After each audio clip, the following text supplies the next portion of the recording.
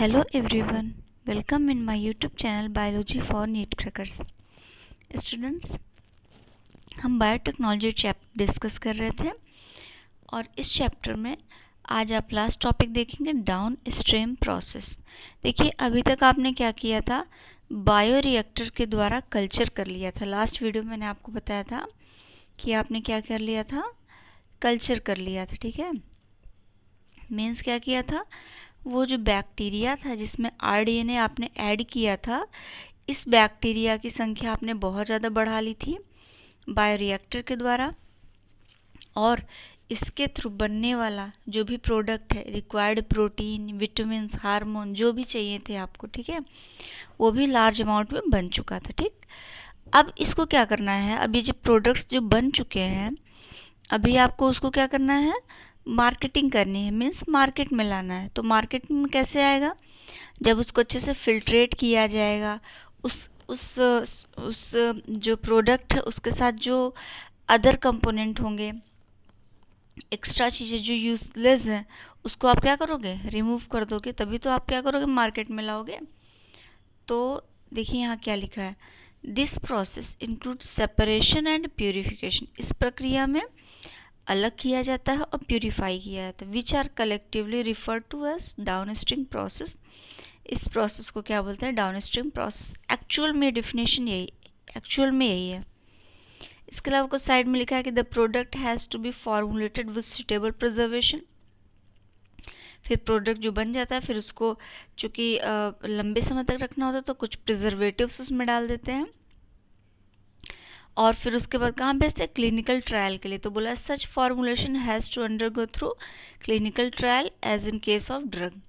ठीक है, फिर उनको ड्रग मीन्स बोला जाए कि जो दवाइयाँ होती हैं, अगर वो बनाई जा रही हैं बायोटेक्नोलॉजी के द्वारा, तो उसको फिर पेशेंट को देना होता है, तो इसीलिए उसको क्या किया जाता है, ट्राई किया जाता है पहले कुछ पेशेंट्स, उसके बाद ही मार्केट में लाया जाता है। Strict quality control testing for each product is also required. तो फिर क्वालिटी चेक किया जाता है अच्छे से, और उसको मतलब उसका टेस्ट बेहतर तरीके से किया जाता है। The down stream process has quality control testing very from product to product. फिर लगातार क्या हो जाता है, प्रोडक्ट से प्रोडक्ट बनने लगते हैं। ठीक, इसी को बोलते हैं डाउन स्ट्रीम प्रोसेस। इसके अलावा देखिए एक साइड में छोटा सा एक और सब टॉपिक था, पीसीआर, पॉलीमरेज चेन रिएक्शन। देखिए ये क्या होता है कि कभी कभी इस पर शॉर्ट नोट आ जाता है बोर्ड में, और नीट में तो यहाँ से क्वेश्चंस आ जाते हैं, डायग्रामेटिक क्वेश्चन आ जाते हैं, थियोरेटिकल कुछ एक दो नाम अभी आएगा एंजाइम्स का, वो पूछ लेता है। तो देखिए क्या, पीसीआर, पीसीआर को प्यूपिल चॉइस रिएक्शन भी बोलते हैं। ओके, तो इसमें क्या होता है कि इसमें देखिए क्या नाम है, पॉलीमरेज, पॉली मीन्स मेनी, ठीक, तो और चेन रिएक्शन, चेन को बढ़ाने वाले रिएक्शन। तो एक्चुअल में क्या होता है ना कि आप एक छोटे से डीएनए को आप क्या कर सकते हो, कई बिलियन टाइम्स क्या कर सकते हो, बड़ा कर सकते हो इसकी मदद से। तो बोल रहा है इन दिस रिएक्शन मल्टीपल कॉपीज, अच्छा हाँ वो कर सकते हो, और कॉपीज, कई कॉपी भी बना सकते हो आप इसकी।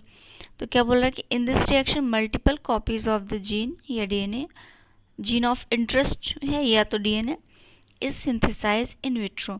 तो मतलब इन विट्रो मतलब लैब में आप कई गुना कॉपी बना सकते हो किसके, डीएनए की। ठीक है, बहुत तेज़ी से रेप्लिकेशन करा, अगर रेप्लिकेशन समझते हैं डीएनए से डीएनए का बनना, तो यहाँ पे आप आर्टिफिशियली करा रहे, नॉर्मली तो हमारी बॉडी में होता है, वो तो नेचुरल है, लेकिन लैब में भी आप आर्टिफिशियली करा सकते हो। कैसे कराओगे, इसी पीसीआर का यूज़ करके। क्या बोला, using two set of primers. Actual में इस प्रक्रिया को कराने के लिए क्या प्राइमर लेते हैं। ठीक है, आपने अगर मॉलिक्यूलर बायोलॉजी पढ़ लिया है तो आपको पता होगा प्राइमर क्या है, और नहीं पढ़ा है तो जान लीजिए ये छोटा सा सेट होता है।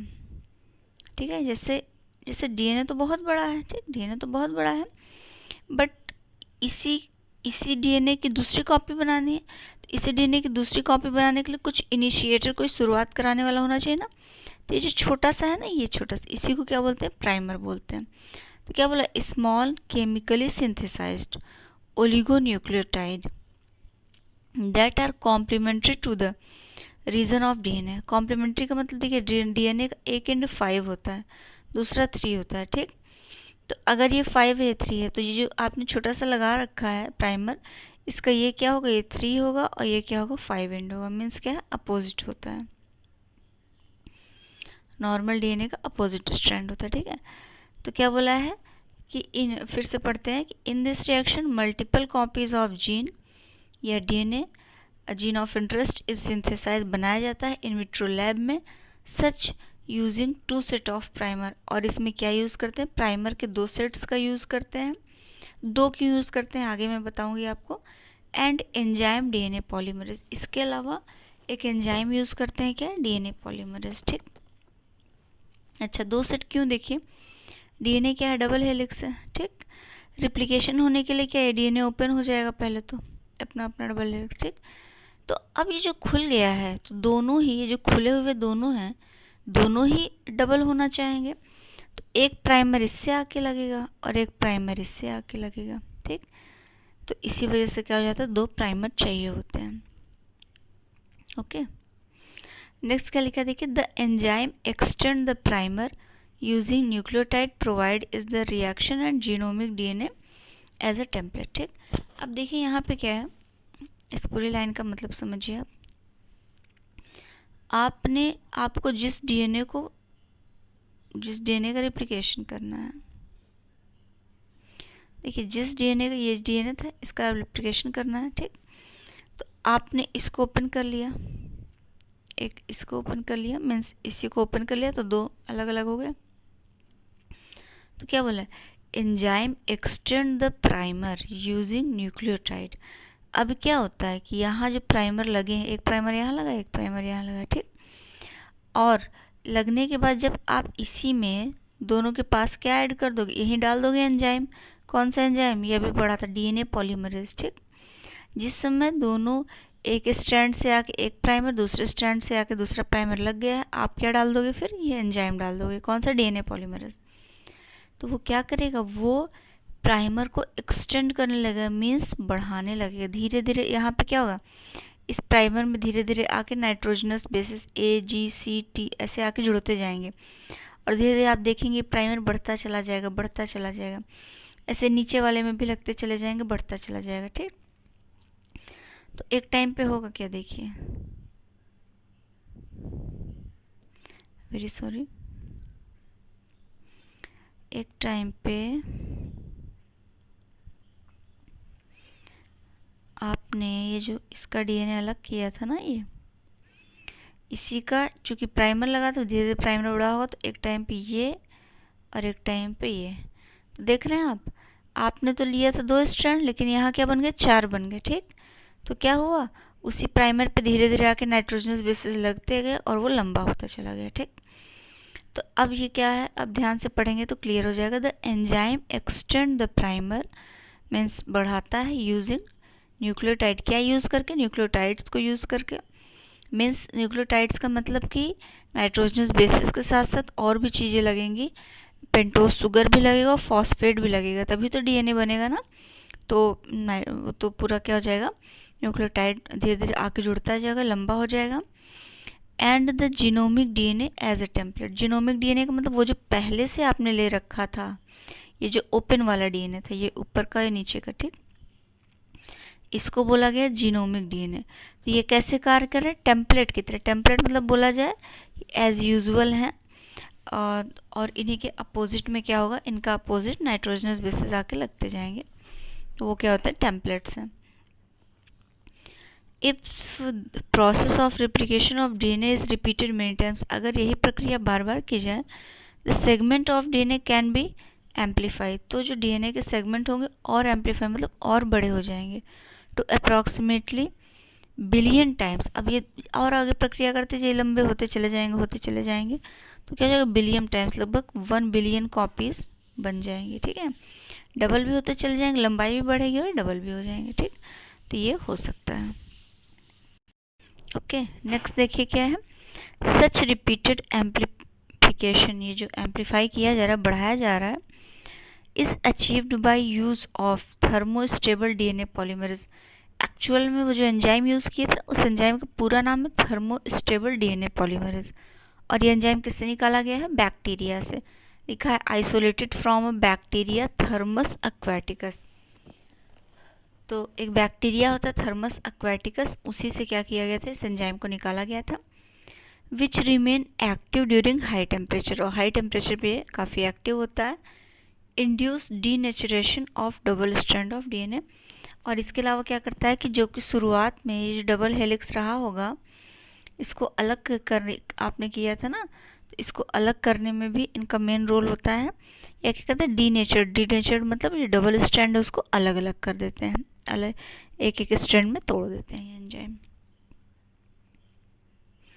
देखिए ये डायग्राम यहाँ दिखाया गया, सबसे पहले ये नॉर्मल डीएस डीएनए देख रहे हैं, ठीक। एक 5 है तो एक 3 है, एक 3 है तो एक 5, ठीक। दूसरे में क्या है, एनीलिंग। देखिए अभी एक बीच में की प्रक्रिया गायब कर दिया है कि जब दोनों स्ट्रैंड अलग हुए होंगे, तो डीनेचुरेशन वाला नहीं यहाँ दिखाया गया है, एनसीईआरटी का डायग्राम है। तो यहाँ पे देखिए ये एक स्ट्रैंड, ये वाला स्ट्रैंड यहाँ पे है, और नीचे वाला स्ट्रैंड क्या है, ये यहाँ पे, ठीक। और इस वाले से देखिए ये एक प्राइमर आके जुड़ा है, इस वाले से ये एक प्राइमर आके जुड़ा है, ठीक।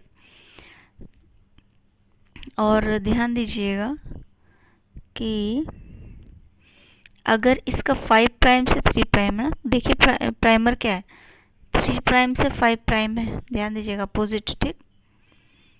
इसको एंड को प्राइम पढ़ते ही हैं। इधर 3 से 5 है तो यहाँ देखिए क्या 5 से 3 है, ठीक। इस चीज़ को ध्यान रखिएगा। अब प्राइमर जुड़ते गए, अब क्या डीएनए पॉलीमरेज या टैग पॉलीमरेज डाल दिया गया है, और यहीं पे क्या डीऑक्सी न्यूक्लियोटाइड्स, यहीं पे न्यूक्लियोटाइड्स भी छोड़ दिए गए हैं। अच्छा न्यूक्लियोटाइड्स मीन्स क्या था, बताया था ना, nitrogenous bases, pentose sugar, phosphate, तीनों ही छोड़े गए।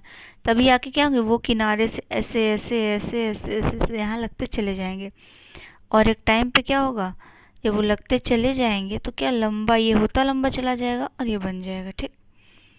क्लियर, तो इसी को बोला गया है। फिर एक टाइम पे देखिए कि एक्सटेंशन अभी देखिए प्राइमर यहाँ कितना छोटा था, और यहाँ देखिए ये हो गया, यहाँ वाला प्राइमर इतना छोटा, यहाँ देखिए एकदम बड़ा हो गया, ठीक। ये प्रक्रिया होती है।